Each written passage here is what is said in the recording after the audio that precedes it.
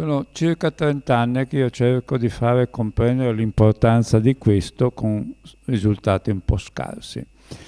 Però con il nostro Ignazio da qualche anno, come ho detto subito prima della pausa pranzo, dobbiamo toglierci dal pensiero lineare. Qual è la causa? Questa, secondo me, ne sono convinto da 30 anni, è una potente concausa di squilibrio psichico o fisico o globale, alla quale che è frequentissima e della quale lui adesso ci parlerà. Ignazio Garcia.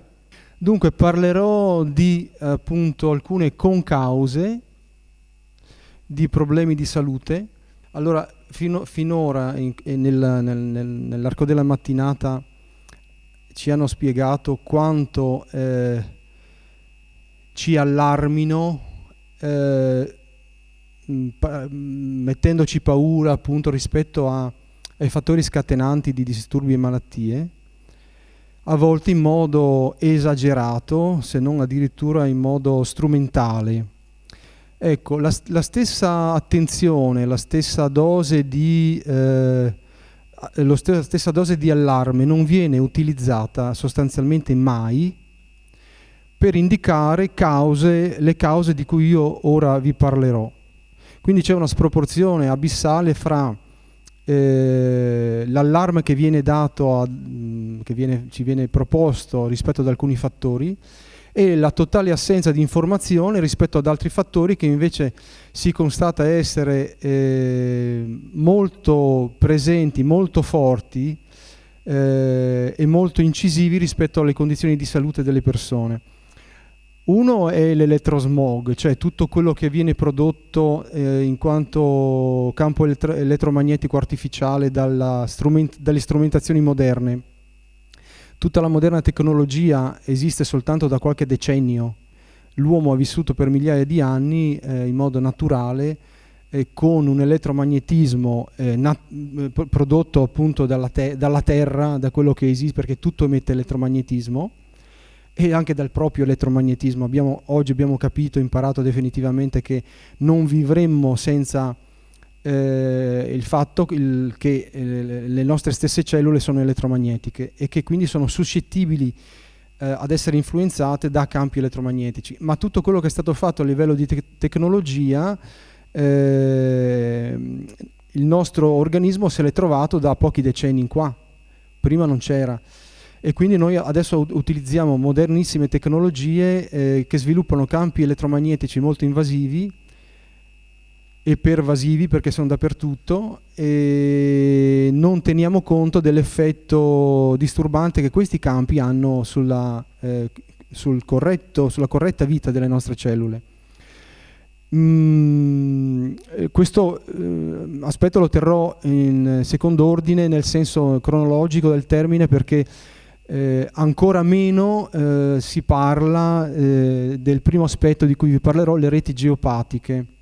Cioè, se dell'elettrosmog grosso modo qualcosa si sa, perché ci sono addirittura centri di ricerca o medici che analizzando in modo neutro la questione parlano dei danni che l'elettrosmog fa alla vita biologica, quindi agli uomini e alle donne e agli animali e alle piante anche. Tanto meno si parla di reti geopatiche, perché sono praticamente sconosciute alla scienza ufficiale e solo pochissime persone, e in ambito sanitario pochissimi medici, uno è appunto il dottor Signori, di tutto quello che esiste nell'universo, che è tutto esprimibile in termini di frequenza, noi vediamo soltanto la parte, piccolissimo spettro, una fessura del visibile, piccolissimo, che va dal rosso al violetto. Cioè, attraverso la luce noi riusciamo a vedere, cioè noi vediamo un'infinitesima parte della realtà. Per esempio, noi vediamo la TV, ma non vediamo le onde elettromagnetiche che formano l'immagine che noi osserviamo sullo schermo. Ecco, e quindi ci sono non solo queste, ma molte altre cose che pur esistendo noi non le vediamo. La geopatia rappresenta una patologia o un disturbo o un'alterazione biologica causata da radiazioni naturali o artificiali, ma io parlerò di quelle naturali oggi, che determina un non corretto funzionamento delle cellule, cioè le cellule che normalmente hanno una loro polarità si depolarizzano, quindi la membrana cellulare non fa più quello che deve fare, cioè lasciare fuori quello che non serve o danneggia la cellula e far entrare quello che invece alla cellula serve, e questo mette in crisi tutti i sistemi organici, a cominciare dal sistema endocrino per finire con quello immunitario. Quindi prima o poi alla persona succede di sentire qualche cosa che non va nell'organismo. Per farla breve, ho poche slide perché voglio fare delle prove pratiche. Ecco, quindi parlerò poco.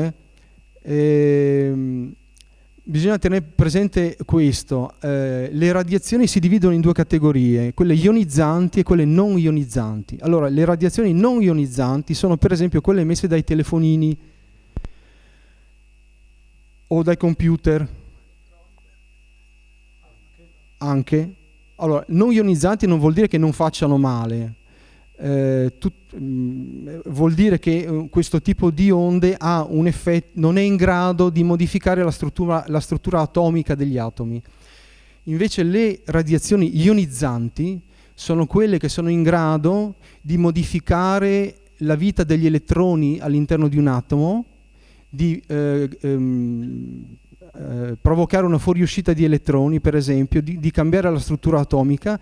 Quindi quando eventualmente noi ci trovassimo di fronte a radiazioni ionizzanti, che per esempio sono i raggi gamma, noi immediatamente avvertiremo nel nostro organismo un cambiamento a livello cellulare. E perché sono importanti le radiazioni gamma, le radiazioni ionizzanti gamma? Perché noi perché prima di tutto sono praticamente, passano qualsiasi tipo di materiale, non esiste uno schermo, a meno che noi non mettiamo mezzo metro di piombo, come fanno o facevano quando andiamo a farci i raggi X. Quindi per esempio passano il piombo, passano il cemento armato, eccetera, eccetera. E le radiazioni gamma sono in grado di modificare la struttura atomica dei nostri atomi, quindi delle nostre cellule, quindi dei nostri organi. Perché sono importanti per la salute delle persone? Perché noi ce le abbiamo nelle case, ossia ogni nostra casa, nostra abitazione, nostro appartamento ha dei punti, dei luoghi in cui queste radiazioni gamma fuoriescono, e vi spiego perché. Allora, la Terra è circondata da una serie di reti elettromagnetiche che noi non vediamo, che sono provocate dalla vita fisica, diciamo così, dell'universo. Percorrono la Terra, oggi ci occuperemo di questo, due reti. Una si chiama rete di Hartmann, che percorre la superficie terrestre da nord a sud e da est a ovest, come i meridiani. Dove si incrociano le maglie verticali con quelle orizzontali, chiamiamole così, si formano quelli che noi in gergo chiamiamo i nodi. Ok? La seconda rete è detta rete di Kerry, è obliqua alla prima, percorre la superficie della Terra obliquamente, va e torna come vuole lei, e anche questa provoca questo effetto all'incrociarsi delle maglie che vanno in una direzione con quelle che vanno, delle maglie che vanno nella direzione opposta, produce delle particolari caratteristiche a livello fisico. Quei punti noi li chiamiamo in gergo nodi, e si trovano sulla superficie della Terra intorno a noi, anche in questa stanza, dovunque, ed emettono purtroppo degli isotopi radioattivi. Per esempio la rete di Kerry in quei punti emette potassio 40, che è radioattivo. La rete di Hartmann emette radio 226. Quindi noi sostanzialmente, posizionandoci su uno di questi punti, ci irradiamo di radioattività. questi punti emettono anche radiazioni alfa e beta, ma sono meno importanti perché vengono facilmente schermate. Questi punti si trovano nelle nostre abitazioni, numerosi. Se poi li abbiamo in corrispondenza di, per esempio, percorsi d'acqua, falde acquifere che passano sotto la nostra abitazione, le quali falde già modificano la nostra vita cellulare, questi punti, chiamati nodi, diventano ancora più pericolosi, hanno un effetto ancora più... Sì? Un breve inciso. Quando ero bambino mi portavano in case di contadini e mi stupivo perché il pozzo dell'acqua, cioè la canna dell'acqua, era fuori dalla casa. E io mi chiedevo, ma perché non fanno la casa sopra sopra l'acqua in modo che è più comodo? Da millenni in tutte le latitudini della terra i pozzi e le canne dell'acqua, sia nelle case dei contadini, dei miseri, sia nelle case dei nobili, sono fuori dall'abitazione. Ci sarà un motivo, no? Oppure erano deficienti? Esattamente, lo sapevano che non si deve vivere sopra una falda d'acqua. Che molto spesso le persone dormono su questi punti, cioè si ritrovano sotto il letto. Il fatto di persistere, di vivere una serie di ore, quindi di dormire su questi punti, significa che l'organismo di notte, invece che fare le sue normali dinamiche, diciamo così, no? Di riparazione, di riposo, eccetera, si attiva per difendersi. E in che modo si attiva? Si attiva la tiroide e le ghiandole surrenali producendo cortisolo e adrenalina, quello che si diceva prima, che sono i fattori di stress, no? Già abbiamo le paure di giorno, già abbiamo le preoccupazioni, le bollette da pagare, i vari problemi che dobbiamo affrontare. Poi se ci mettiamo il fatto che anche di notte noi produciamo adrenalina e cortisolo, il livello di stress continua anche di notte, si protrae per un certo tempo e dopo un certo tempo le persone cominciano a sentire gli effetti, cioè in forma di disturbi. Ora bisogna dire che le radiazioni gamma che fuoriescono da questi punti sono stati dichiarati dalla scienza cancerogene. Sono cancerogene, le radiazioni gamma. Lo IARC le mette nella tabella della cancerogenicità. Quindi a lungo andare i disturbi probabilmente molto spesso si trasformano in vere e proprie patologie. Quindi questo è già un fattore che di per sé può produrre quella che noi chiamiamo malattia. Se una persona è già indebolita da uno stato di disfunzione, da un disequilibrio, da una disarmonia, da una patologia già diciamo dichiarata, ecco, non è che il fatto di dormire sui nodi o di prendersi questi irraggiamenti possa favorirla. Naturalmente si indebolisce ancora di più. Naturalmente, ammettiamo che si curi bene, ammettiamo che faccia tutti quei processi che noi abbiamo auspicato si facciano. Anche un'analisi da dove viene questa malattia, se viene da qualche parte o se nasce da noi. Ma nel momento in cui noi siamo indeboliti fisicamente, quindi anche emotivamente, da questo stato di stress, il lavoro che noi potremmo fare su di noi non se ne avvantaggia, chiaramente, no? Una cosa particolare da dire è anche questa, che come abbiamo visto, come la mente funziona per poter modificare nel bene o nel male le nostre condizioni a vari livelli, in vari modi, io nella mia pratica, che io appunto faccio le analisi di ambienti per questo motivo qui e vedo persone eccetera, io ho constatato questo, che persone che hanno ci sono persone particolari che hanno magari particolari stati di malessere, che sono in grado di modificare le reti, cioè in sostanza queste reti non sono stabili, non sono ferreamente posizionate secondo teoria. Di punti ce ne sono tantissimi, per esempio in questa sala qua ce ne saranno 50, 60 di questi punti. Ok?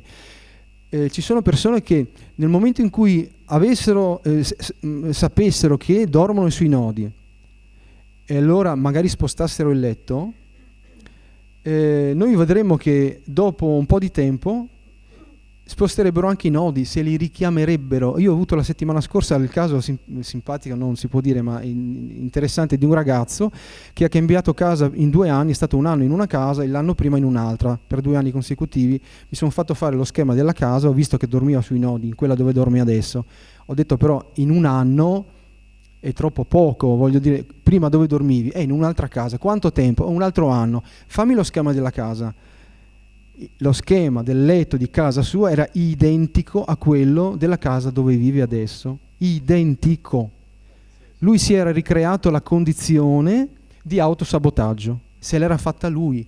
Quindi quanto c'entra, quanto noi, il nostro hardware e software riescono a incidere anche inconsapevolmente sulla nostra vita, anche in senso contrario, anche in senso positivo.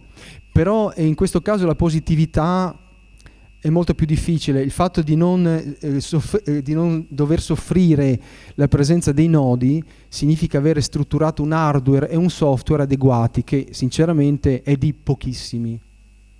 Ognuno reagisce a suo modo, ma normalmente tutti soffrono. Poi ci sono persone che magari hanno imparato a modificare queste energie, allora lo fanno, ma le contiamo, insomma, no? Io adesso, passando dalle parole alla pratica, vorrei fare degli esempi qui con voi. Cioè vorrei chiamare 1 o 2 persone, che la prima insomma viene subito e l'altra si prepara, per fare dei test individuando questi punti. Prego, 2 mani alzate, quindi la prima subito e l'altra si prepari. Allora adesso io cercherò di individuare qui uno di questi punti, di fare dei test kinesiologici, cioè test muscolari, per vedere l'effetto che fa, come dice una canzone. Allora, perché ce ne sono tanti, adesso vediamo se ne trovo. Qualcuno è stato tolto. Qualcuno è stato tolto? Allora, prima di tutto mettiamo la persona, ti chiami? Daniela, ti do del tu, mettiti qui Daniela, qui, e rivolgiti, ecco, in modo che tutti vedano più o meno qua. Vediamo se tutti vedono, sì. Allora, faccio un test muscolare, metti il braccio destro davanti, così verso di me. Scusate le spalle, voi non vedete. Come faccio? Così.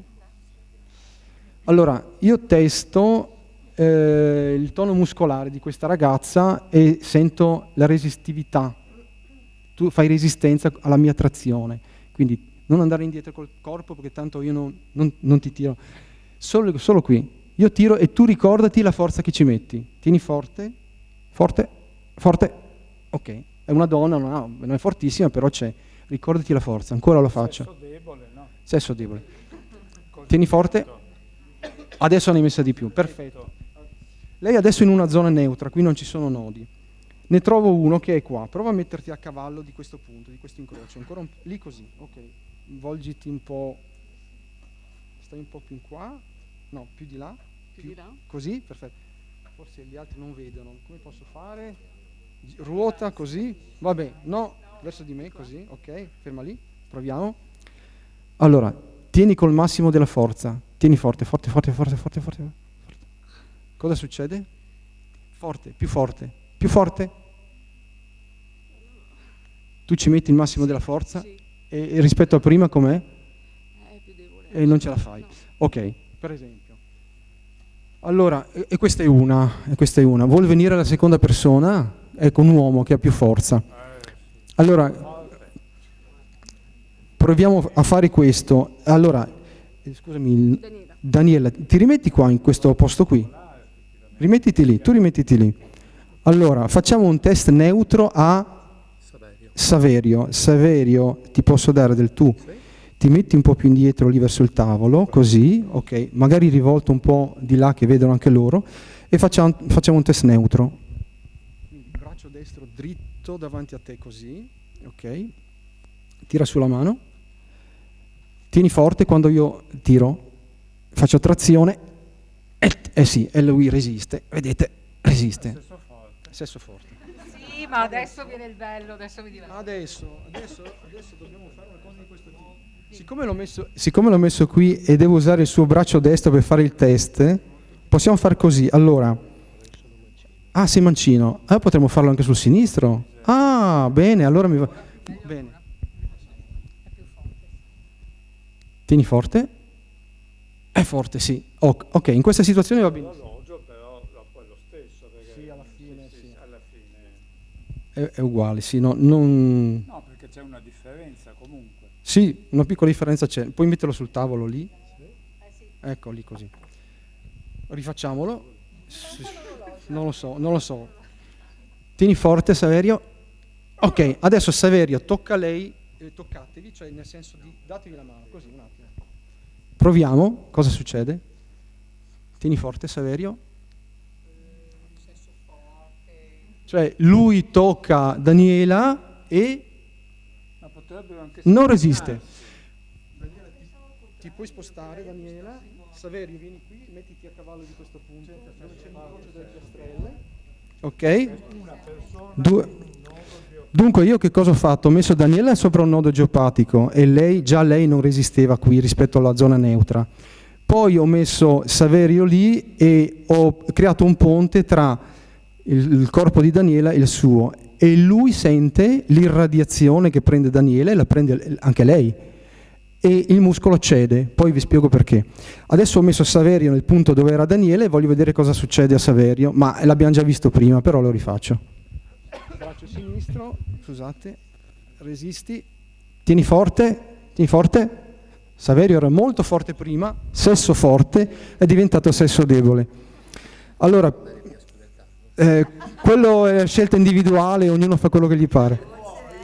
Ok, direi grazie per il momento. Grazie, vi potete sedere. Perché succede questo? Perché la cosa che vi colpisce di più è come ho fatto a trovare i punti, ma non è questo di cui dobbiamo parlare adesso. Venite al suo corso e lo scoprirete.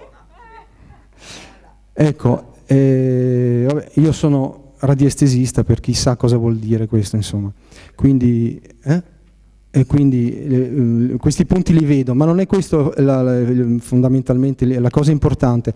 Vi spiego perché succede questo: perché uno immediatamente attiva dei meccanismi per i quali un attimo prima il suo muscolo, il suo tono muscolare c'era e poi non c'è più, perché si irragia con i raggi gamma.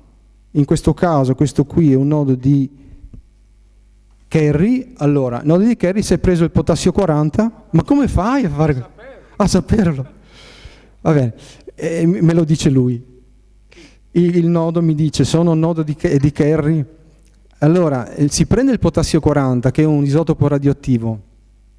Questo fa sì che l'organismo senta questa come un'aggressione, cerca di difendersi immediatamente. Hanno fatto le prove con le termocamere, quelle fotocamere che rilevano il calore.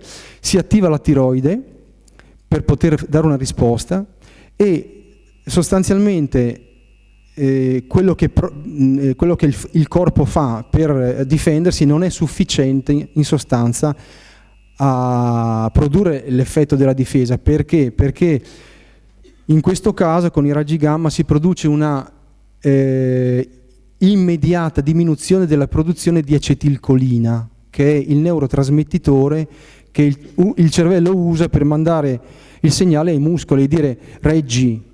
Quindi questo segnale del cervello che dovrebbe dire reggi arriva come un così, cioè uno parpa, non si sente. L'organismo non lo sente praticamente. Allora, non producendosi acetilcolina, quindi non essendoci il segnale del cervello attraverso appunto la trasmissione neuromuscolare, i nervi cedono. Questo è quello che poi si verifica se uno si verifica nel tempo lungo, quando una persona dorme in un posto così. E vi assicuro che la stragrande maggioranza dei nostri letti è posizionata sui nodi, a volte sull'acqua, a volte abbiamo il radon, a volte abbiamo in casa ci sono anche materiali di costruzione. Cos'è il radon? Il radon è Grazie. Il radon è un gas che viene in superficie dal sottosuolo e soprattutto si trova nei piani bassi, ai primi piani, diciamo così, o sotterranei delle case, perché è più pesante dell'aria. Però se io vado in un appartamento al secondo piano, per esempio, e sotto ce l'ho in forma di gas, lo respiro, quindi mi va nei polmoni, mi danneggia i polmoni, perché il radon è un gas pericoloso perché lo respiriamo. Se vado al primo piano, dove non c'è in forma di gas, lo trovo in forma di campo elettromagnetico comunque. Questa è una cosa che ho sperimentato io. Dunque, questi punti, questi che noi chiamiamo nodi di Hartmann, nodi di Kerr, sono degli altri potenti fattori di squilibrio, di disarmonia nel nostro organismo, che vanno a minare la vita cellulare, la funzione proprio della cellula, e provocano uno stress che naturalmente, se è prolungato, come qualsiasi tipo di stress, l'organismo non lo regge. Noi lo stress lo reggiamo quando è breve. Qualsiasi tipo di stress, può essere fisico, emotivo, cioè se sappiamo che finisce, allora ci mettiamo tutta la forza in modo da arrivare lì, ma l'organismo non è fatto per rispondere a uno stress infinito. Allora, di questo purtroppo, siccome pochissimi sanno, in medicina non se ne parla, il medico non ti chiede mai, ma non è che a casa tua, magari tu hai una situazione elettromagnetica particolare, dormi sui nodi, sull'acqua, questa domanda non te la fanno, però normalmente io trovo che nella stragrande maggioranza dei casi è così. E che cosa succede? Succede che le persone che vivono che dormono su questi letti, che sotto hanno i nodi, magari hanno anche la falda acquifera, normalmente quelle che vengono da me si sono poste la domanda, e quindi normalmente trovo che è così. Le altre che non sanno non possono prendere in considerazione quello che abbiamo chiamato un fattore causale invisibile e sconosciuto, perché non se ne parla, ma è fondamentale ripristinare correttamente l'energia di questi punti, perché appunto se uno non fosse già affetto da qualche cosa, diciamo così, da uno stato di malessere, se lo provocherebbe soltanto con questo. Questo è già sufficiente per provocare uno stato di disarmonico nell'organismo, perché ti mina il sistema immunitario, il sistema endocrino, sei sotto stress per 7-8 ore tutti i giorni, tutte le notti, e a lungo andare cominci a dormire poco, a non riposare, a alzarti stanco, e a seconda di dove si trova questo nodo, a seconda di dove ti prende, quella zona si irradia. Difatti vedo nelle persone a volte che vengono da me, per esempio non specificamente per questo, però che magari dormono su questi punti, vedo l'accumulo a livello dell'organismo, dove si trova l'accumulo, dove si è accumulata la radioattività. Quindi ce la puoi avere sulla testa, su un polmone, sullo stomaco, da qualche parte. In quel luogo si verificheranno delle problematiche serie nel tempo, se non si mette ordine. Allora, siccome si può mettere ordine, perché come noi ci disordiniamo, ci possiamo che ordinare, se abbiamo la conoscenza, diciamo così, e se vogliamo farlo, dico, siccome ci possiamo ordinare, io quello che faccio per mestiere è di far conoscere queste cose, di fare le analisi nelle abitazioni e di fare la riprogrammazione. E la riprogrammazione si può fare in tanti modi. Ci sono delle strumentazioni, volendo, sono degli strumenti, delle cose che sono anche, ci sono da parecchi anni, oggi sono, diciamo, si sono moltiplicate. Ma è una mia, come dire, scelta personale per come sono fatto io, diciamo, per la mia attitudine è stata quella di lasciare gli strumenti e di provare a usare lo strumento più magnifico che abbiamo, che siamo noi stessi. E qui sì, è il più grande computer che esiste al mondo siamo noi. Possiamo fare delle cose inimmaginabili, ma appunto possiamo produrci uno stato cosiddetto patologico da soli, e ce lo produciamo normalmente per capire delle cose e poi poter uscire fuori, per imparare una lezione e venire fuori più forti, e nello stesso tempo possiamo procurarci delle cose invece positive, come sia interiormente sia fuori di noi, cioè l'organismo umano è in grado di modificare l'energia. Lo facciamo tutti in modo inconsapevole, però quando uno è inconsapevole non sa cosa fa. Lo possiamo fare in modo consapevole, e io ho imparato a sperimentarmi in modo consapevole, e vi posso assicurare che è possibile. L'altra fonte ne ho parlato prima, diciamo così. Sì, io ho finito, praticamente sono nei tempi. Le emissioni elettromagnetiche artificiali, che sono quelle di cui parlavo prima, delle strumentazioni artificiali, e siamo circondati anche da queste, perché noi viviamo naturalmente con la corrente elettrica di casa, con gli elettrodomestici, con i telefonini, con i computer, quindi abbiamo il wifi a casa, abbiamo i ponti che trasmettono il segnale ai nostri telefonini, eccetera eccetera. Tra poco arriverà il 5, quello che chiamano 5G, forse l'avrete sentito, un nuovo sistema di trasmissione di dati che avrà un impatto enorme e enormemente negativo su tutti noi, perché le frequenze che usano, come è fatto il sistema praticamente, è come se hanno scelto di circondare, non so, ogni 50 persone di noi, dice vabbè, noi gli mettiamo una bella fonte di inquinamento sistematicamente, non ci facciamo scappare nessuno, e saremo immersi in una specie di forno a microonde globale, e nessuno ci dirà che ci stiamo facendo del male. In effetti alcuni medici stanno già dicendo questo, ma quelli non li prendono in considerazione, non è che non passa questa comunicazione. Allora, ciarlatani, però ci sono degli studi, hanno fatto degli studi scientifici per dimostrare che questo tipo di radiazione fa male. Allora io quello che posso fare è invitare tutti voi a dare attenzione a questi due temi che ho toccato, perché nel breve tempo che ho a disposizione non posso fare altro, e dico, se qualcuno di voi che sia, mi auguro, in perfetta salute o anche minimamente, diciamo così, affetto da qualche suo stato di malessere, lo vuole fare, io lo spingo a farlo, cioè a prendere in considerazione di intervenire rispetto a questi due aspetti, le geopatie e i campi elettromagnetici artificiali, perché sono cause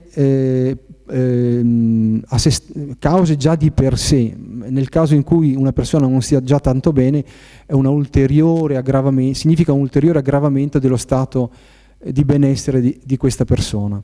E io ho finito, penso di essere stato nei tempi, vi ringrazio. Grazie.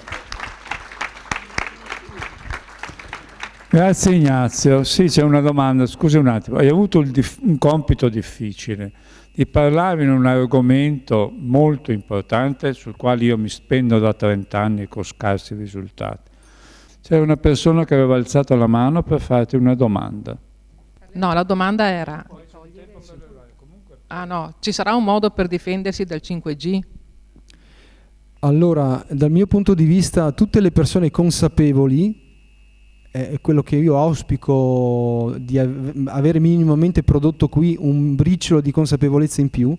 Tutte le persone consapevoli che si pongono il problema troveranno il modo di difendersi dal 5G, in vari modi. Non è impossibile, ma non posso, avendo finito il tempo, non posso argomentare più di questo.